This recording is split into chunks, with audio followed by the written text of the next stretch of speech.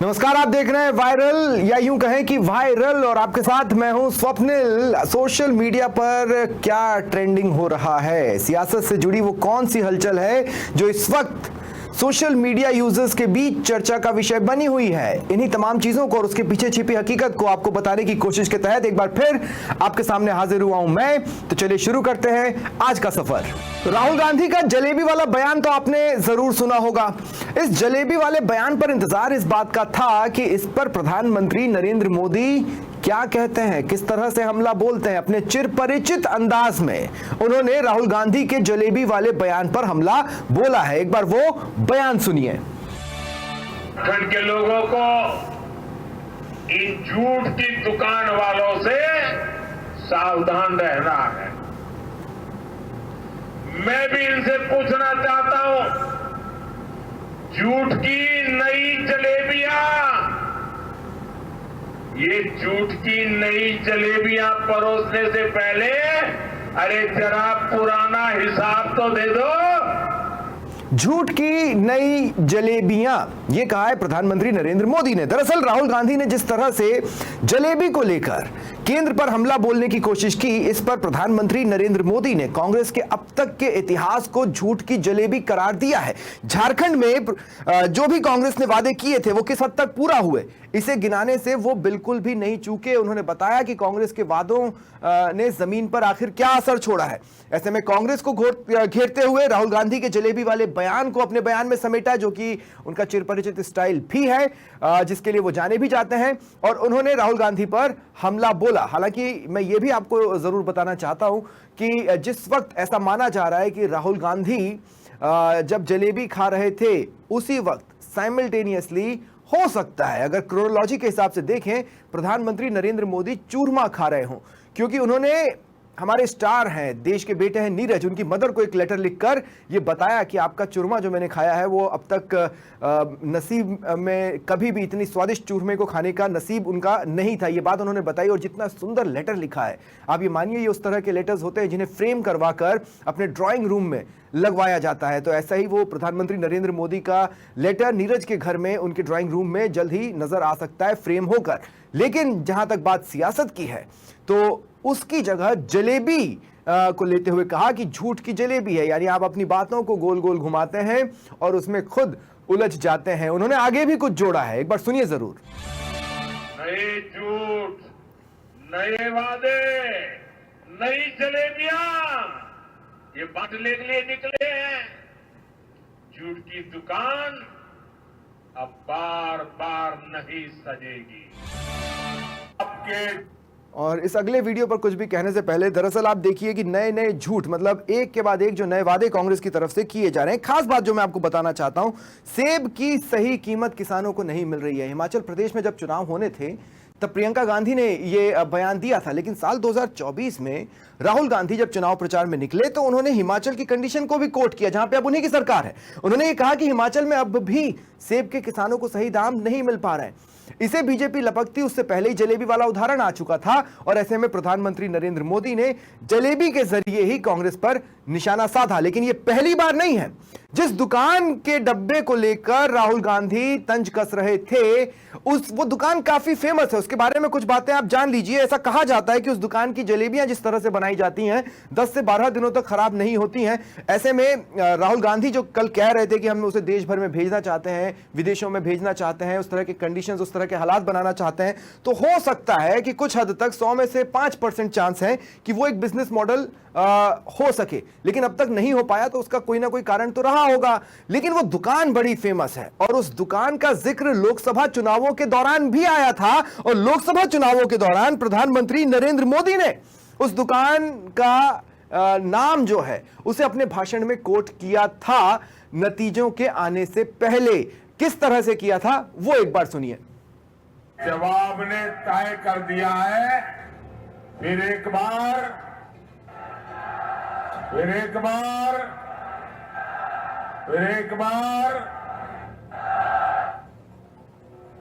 4 जून को ये मुत्तूराम की जलेबी का क्या होगा। मोतीराम की जलेबी। देखिए, तो ये ऐसा नहीं है कि राहुल कोई नई चीज लेकर आए और कुछ उन्होंने किया हो। दरअसल लोकसभा चुनावों के दौरान ही उस दुकान का जिक्र प्रधानमंत्री नरेंद्र मोदी अपने भाषणों में कर चुके थे। ये अलग बात है कि जब वहां पर विधानसभा की रणभेरी बज रही है और जो चुनाव है वो सुर्खियां बटोर रहे हैं, तो उसी दुकान की जलेबी राहुल गांधी को भी खाने को मिली, जिसे उन्होंने अपने भाषण में इस्तेमाल किया। किस तरह से किया था और सोशल मीडिया पर किस तरह से वो ट्रेंड हो रहा था, ये हमने आपको कल बताया था। एक बार वो हिस्सा आपको फिर दिखाते हैं और बताते हैं कि किस तरह से राहुल गांधी का बयान सोशल मीडिया पर चर्चा का सबब बना। जैसे ही मैंने आज ये गाड़ी में जलेबी चखी, मैंने अपने बहन को सीधा मैसेज मार। पॉइंट को नोट कर लें, ये बॉक्स दरअसल जलेबी का बॉक्स है और राहुल गांधी को किसी ने वो दिया है। आगे वो क्या कह रहे हैं सुनिए। भेजा, मैंने कहा प्रियंका को जलेबी बहुत अच्छी लगती है।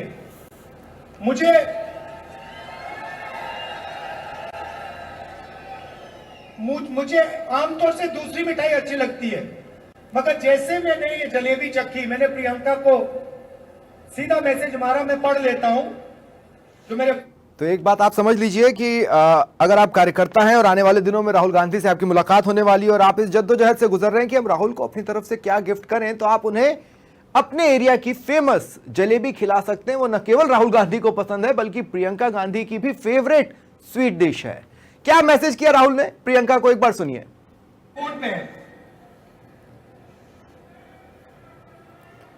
मैंने कहा, प्रियंका, आज मैंने अपनी लाइफ में सबसे अच्छी जलेबी खाई है। कि ये जो आपकी जलेबी है, इस पोर्शन को बहुत ध्यान से आप सुनिएगा कि जलेबी को लेकर किस तरह से वो सियासत के इर्द गिर्द एक ताना बाना बुन रहे हैं। पूरे हिंदुस्तान में जानी चाहिए और उसके बाद बाकी देशों में, अमेरिका में, जापान में अलग अलग रूप लेते हुए इसको दूसरे देशों में जाना चाहिए। तो सुना आपने। अब एक बात बताइए, जब आप अपने घरों से निकलते हैं और किसी भी तरफ जाते हैं या किसी भी गली से निकलते हैं, हर गली नुक्कड़ पर जलेबी मिलती है, लेकिन राहुल गांधी जनसभा में ये कहते नजर आ रहे हैं कि इस जलेबी को देश भर में जाना चाहिए, विदेशों में भी जाना चाहिए। तो एक्सपोर्ट प्लानिंग राहुल गांधी जलेबी की कर रहे हैं, लेकिन सोशल मीडिया यूजर्स ये सवाल उठा रहे हैं कि जो चीज हर जगह मिलती है वहां भेजकर आप करेंगे क्या। अच्छा, एक दो पॉइंट्स और समझने की जरूरत है। जलेबी को गर्मा गर्म ही खाया जाता है। अगर आधे घंटे, 1 घंटे, 2 घंटे का वेट करना पड़ जाए तो वो जलेबी नरम पड़ जाती है।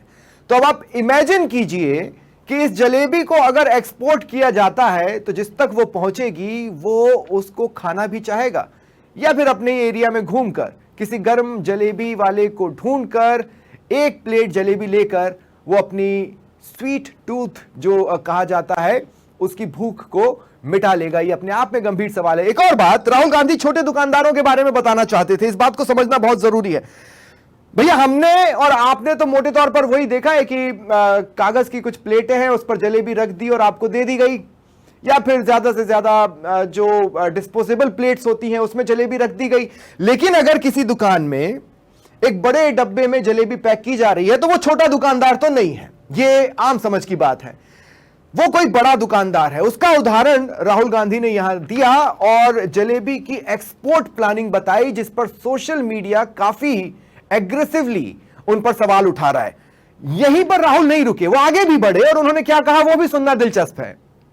तो अगर इनकी जलेबी बाकी हिंदुस्तान में जाएगी, बाकी दुनिया में जाएगी, तो शायद उनकी फैक्ट्री में एक दिन 10,000, 20,000, 30,000, 50,000 लोग काम कर सके। मगर उनको तो जलेबियां फैक्ट्री में बन रही हैं। आप और हम हलवाइयों के यहाँ ढूंढते हैं या मिठाइयों की दुकानों पर ढूंढते हैं, लेकिन शायद जलेबियां फैक्ट्री में बन रही हैं। और अगर वो जलेबी फैक्ट्री में बन रही हैं तो ऐसी फैक्ट्रियां देश भर में लगनी चाहिए और वहां से विदेशों में भी एक्सपोर्ट होनी चाहिए। ये एक चुनावी विजन है राहुल गांधी का, और ये विजन यही नहीं रुकता, इसमें सेंटर को भी लपेटे में लिया जाता है। किस तरह से वो देखना बेहद दिलचस्प रहेगा। नरेंद्र मोदी जी ने चक्रव्यूह में फंसा रखा है। जैसे यहां पे महाभारत में कुरुक्षेत्र में अभिमन्यु को फंसाया गया था, वैसे ही इन्हीं को मथुराम जी को चक्रव्यूह में फंसाया गया। तो सेंटर ने यानी बीजेपी ने एक ऐसा चक्रव्यूह रचा जिसमें छोटे दुकानदार फंस गए। ये स्टैंड कांग्रेस का बेहद क्लियर है, लेकिन जब एग्जाम्पल दिया जाता है तो इस बात का ध्यान रखना चाहिए। राहुल गांधी रखते भी होंगे, इससे पहले आप वो जानते ही हैं, वो आलू से सोना वाला एक बयान जो कि किसी और का था, फिर राहुल पर आया और फिर राहुल के साथ ही चिपक कर रह गया। उसी कड़ी में इसे दूसरा बयान सोशल मीडिया देख रहा है, जलेबी की फैक्ट्री, लेकिन उलझ जाना, चक्रव्यूह का रच लेना, बीजेपी पर यह आरोप लगाना कि छोटे दुकानदार फंस गए हैं और एक जलेबी से सीधे अंबानी अडानी तक पहुंच जाना, ये कला अगर किसी को आती है तो वो राहुल गांधी ही हैं। और वो इसी जलेबी के जरिए रोजगार की बात भी करते हैं। यह भी बेहद चौंकाने वाली बात है। एक तरफ पकौड़ा पॉलिटिक्स पर कांग्रेस लगातार निशाना साधती रही है, पकौड़े वाले बयान पर, और अब जलेबी पर कुछ उसी तरह के रोजगार के ख्वाब बुनने की कोशिश, इंटरनेशनल ख्वाब बुनने की कोशिश हुई है। और आज सोशल मीडिया पर एक वीडियो बहुत ज़्यादा ट्रेंड में है, व्हाट्सएप ग्रुप्स पर भी लोग इसे डाउनलोड कर शेयर कर रहे हैं। इसमें कहा जा रहा है कि जिस व्यक्ति की आवाज़ आ रही है वो एक भारतीय सैनिक है। वो भारतीय सैनिक है या नहीं, इस बारे में कुछ कहा नहीं जा सकता, क्योंकि अभी इस वीडियो के बारे में और भी जांच पड़ताल की ज़रूरत है। या वो पूर्व भारतीय सैनिक है, उनका नाम क्या है, इस बारे में कोई जानकारी नहीं आई है। लेकिन ये वीडियो ट्रेंड हो रहा है इसके देशभक्ति वाले कंटेंट को लेकर, क्योंकि इसके कंटेंट में यह बताया जा रहा है कि किसके राज में किस तरह से सेना को किन हालात का सामना करना पड़ा। इस पर बहुत ज़्यादा पोस्टमार्टम हम नहीं करेंगे, ट्रेंड में है। इसकी सच्चाई के बारे में भी फिलहाल कुछ नहीं कहा जा सकता, लेकिन आपको एक बार देखना जरूर चाहिए। सर, ये बात अलग है कि सब अपनी अपनी राजनीतिक विचारधारा अलग रखते हैं, लेकिन आप ये जो मैसेज डाल रहे हो ना कि बीजेपी की कार्यकाल में ना तो जवान सेफ है ना ये है। सर, मेरी पोस्टिंग 2006 में JNK में थी, कुपवाड़ा में। वहाँ पे बॉर्डर पे एक रूल था, no first fire no more than 11 mm, यानी कि जब तक पाकिस्तान की तरफ से एक भी फायर नहीं आ जाता तुम कोई फायर नहीं करोगे। नो मोर देन 11 mm मतलब वो हमारे ऊपर RPG चलाएं, मोटरार चलाएं, कुछ भी चलाएं, हम 11 mm से ऊपर का राउंड नहीं चला सकते थे वहां पे। मेरे हाथ पे ओम गुदा हुआ है। इस ओम के गुदा होने की वजह से मुझे हाथ में रुमाल बांध के ड्यूटी करनी पड़ती थी वहां पे। अगर उनको ओम दिख गया ना तो छोटे छोटे बच्चे पत्थर मारना शुरू कर देते थे। और सर, श्रीनगर के लाल चौक पे 26 जनवरी के दिन बहुत बड़ा तिरंगा बिछा के जिंदी गाय काटी थी, जिंदी, और जिंदगी हाल उतारी थी सबके सामने, पूरी सेना के सामने यूनिट खड़ी थी वहां पे पूरी, और चक्कू लहरा के खूब बोलते थे, क्यों भाई हिंदुस्तानी कुत्तो, तुम्हारी माँ है ना ये, देखो क्या हाल करेंगे इसका हम। भाई कुछ नहीं उखाड़ सकते थे उनका। क्यों? क्योंकि सेंट्रल में गवर्नमेंट थी, नपुंसक गवर्नमेंट थी। कुछ एक शब्द आपत्तिजनक थे, इसलिए उसे हमने बीप लगाकर छुपाया है। हमारे सर पे चौकी बना ली थी उन्होंने, जो LAC है ना, LOC, उस पर बिल्कुल वहीं 50 मीटर के दायरे में। और रात में बड़े बड़े स्पीकर पे माइक पे बोलते थे पाकिस्तानी रेंजर्स, अरे अपनी बहनों को एक रात के लिए हमें दे दो, क्या हुआ हिंदुस्तानी नपुंसको, चलाओ गोली। कुछ नहीं कर सकते थे उनका। 2014 में जब गवर्नमेंट चेंज हुई तो सेना अध्यक्ष बिपिन रावत साहब जब उनसे मिले तो उन्होंने बताया कि बॉर्डर के हालात खराब है सर, छूट नहीं है जवानों को कुछ भी। तो PM मोदी ने कहा था कि छूट मेरी तरफ से पूरी है, मैं नहीं जाऊंगा वहां लड़ने, तुम जाओगे। आज की डेट में आप मुझे एक भी चौकी बता दो अगर वहाँ ढूंढने से मिल जाए। दूरबीन लगा के देखनी पड़ती है, पहाड़ों में, वो भी बंकरों में अंदर, सारी लगा दी उन्होंने तोप उड़ा के। शांति काल में आप 155 mm की बोफोर्स टाइप की तोप नहीं चला सकते, यूएनओ का रूल है। लेकिन 2014 में ये बोफोर्स भी चली JNK में पाकिस्तान की तरफ चौकी उड़ाने के लिए। तो सर ये बात कहिए कि बीजेपी के कार्यकाल में जवान मर रहे हैं, ये हो रहा है।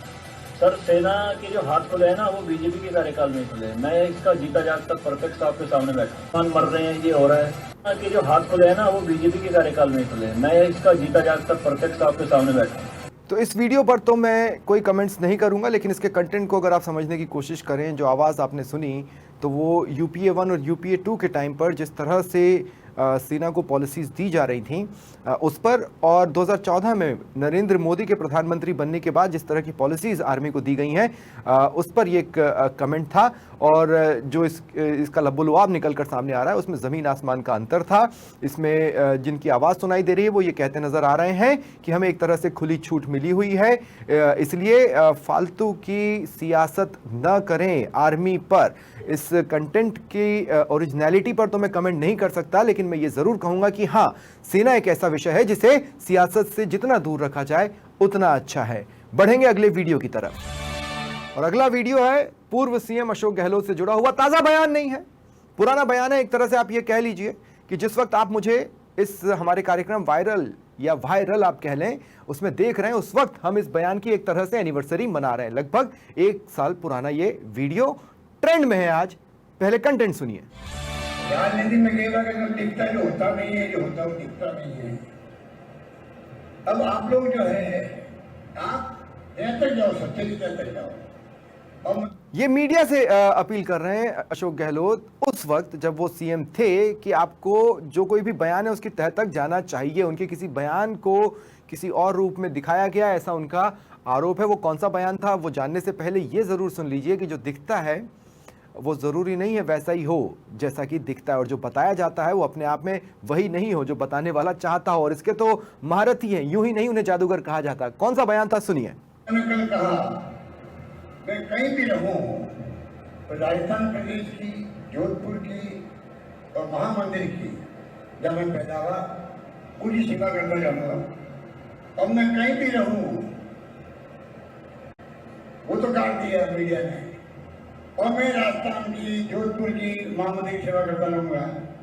उन दोनों बातों में बहुत बड़ा फर्क होता है। फिर वो पूछो तो भाई आप अगर पूरा दिन से पहला तो जनता का मनोबल में इच्छा कि मैं कहीं भी रहूं, क्या मैं कहीं भी रहूं। अब उसको बताइए आप लोग जो आज जो अशोक गहलोत का सियासी सफर बड़ा इंटरेस्टिंग रहा है। जब वो सीएम नहीं होते हैं कांग्रेस उनका राष्ट्रीय राजनीति में इस्तेमाल करती है, और राष्ट्रीय राजनीति में वो अपनी धमक भी जमाते हैं। आप याद कीजिए, अगर आप जब वसुंधरा राजे की यहाँ सरकार बनी थी साल 2013 में, उसको याद करेंगे तो उस वक्त काफ़ी समय तक वो नेशनल पॉलिटिक्स में बिजी थे। खासकर पंजाब चुनावों में, गुजरात चुनावों में इनके नाम का जमकर डंका बजा था इनकी नीतियों की वजह से। ऐसे ही किसी वक्त में फिर जब 2018 में इनकी वापसी होती है और ये सीएम बनते हैं, इन्वेस्ट राजस्थान समिट जो प्लानिंग के साथ ऑर्गेनाइज की जाती है, उस वक्त उनका एक बयान काफ़ी सुर्खियों में आया था जिसमें वो ये उन्होंने कहा था कि मैं जहां कहीं भी रहूं, राजस्थान, जोधपुर और महामंदिर के लिए मैं हमेशा सेवा करता रहूंगा। लेकिन चर्चाएं कुछ इस तरह की निकल आई थीं कि कहा जा रहा था कि सिर्फ जोधपुर और महामंदिर ही उनकी सोचों में है, इसी से वो आहत बताए जा रहे थे। उनका कहना था कि तोड़ मरोड़ कर पेश किया गया, लेकिन क्या वो बयान आउट ऑफ कॉन्टेक्स्ट उठाया गया था? और ये बयान आज ऐसे वक्त पर जब हम इन्वेस्टमेंट के एक और महाकुंभ की तैयारियों में जुटे हुए हैं, जिसकी तरफ उम्मीद भरी निगाहों से प्रदेश देख रहा है, भजन लाल शर्मा जो कि हमारे सीएम हैं वो उसके लिए प्रयास कर रहे हैं, ऐसे वक्त पर पूर्व सीएम अशोक गहलोत के एक बयान का वापस सोशल मीडिया पर आना यूं ही तो नहीं हो सकता। इसके पीछे क्या जादूगरी है वो अब आप समझ ही चुके हैं। बढ़ेंगे आगे, और अब सुनिए नितिन गडकरी जी क्या बोल रहे हैं। मराठी बोल रहे हैं लेकिन हिंदी में समझा दूंगा। रामदास आठवलेंचं आत्ताच त्यांनी सांगितलं की तिसऱ्या वेळी पुन्हा चौथ्या वेळी पण आम्हीच येणार आहोत. आमची गॅरंटी नाही आहे पण त्यांची गॅरंटी पक्की आहे. म्हणजे मी गमतीने म्हणतोय की राज्य कोणाचे आलं तरी रामदासजी पक्के आहेत. नहले पर दहला कैसे खेला जाता है ये सीखना हो तो नितिन गडकरी से सियासत को सीखना चाहिए। रामदास अठावले एक ऐसा चेहरा है जिन्हें थर्मोमीटर कहा जाता है सत्ता का।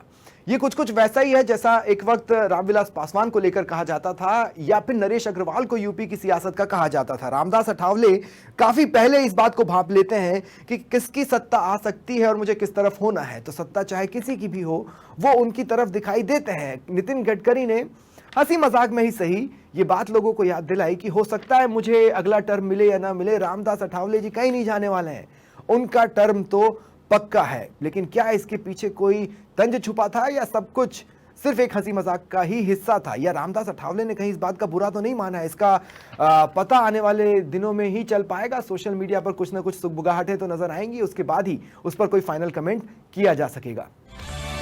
और ये अगला वीडियो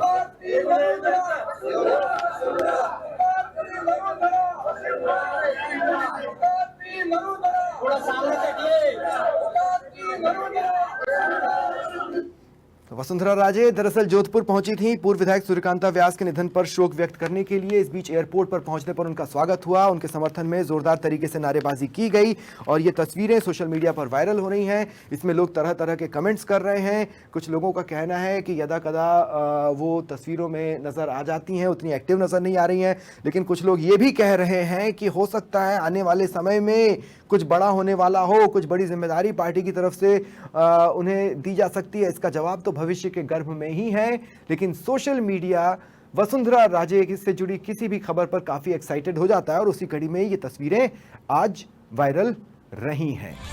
अशोक चांदना ट्रेंड कर रहे हैं, उन्होंने खुद एक वीडियो बनाकर सोशल मीडिया पर डाला है और बड़ा इंटरेस्टिंग है ये वीडियो, सुनिए आप।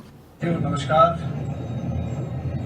आज मैं देख रहा था कि न्यूज चैनल में न्यूज आई है कि नैनवा के दहलवाल जी के मेले में अश्लील नृत्य हुआ और मुझे लगता है कि नैनवा शहर के लिए, जो कि नैन सिंह जी की बसाई हुई नगरी है, एक ऐतिहासिक नगरी है। यहाँ के लोगों के लिए, हमारे जैसे जनप्रतिनिधियों के लिए बड़ी अपमानजनक की खबर मुझे लगी, क्योंकि आज तक नैनवा के दहलवाल जी के मेले की प्रसिद्धि पूरे हाड़ौती, पूरे राजस्थान में होती थी।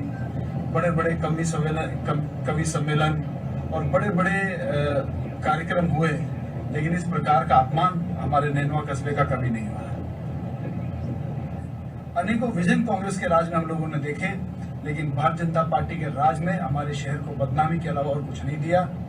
मैं इसकी कड़े शब्दों में निंदा करता हूं और जो भी भारतीय जनता पार्टी के नेता हैं, मैं उनसे हाथ जोड़कर आग्रह करता हूं कि इस प्रकार की अश्लीलता बंद करें। इस शहर में, इस शहर का एक ऐतिहासिक नाम रहा है, इसको बदनाम करने की कोशिश नहीं करें।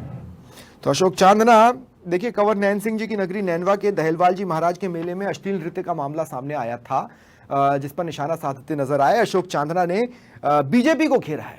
उनका यह कहना है कि बीजेपी के इशारे पर, या बीजेपी ने ही दरअसल ये अश्लीलता करवाई है।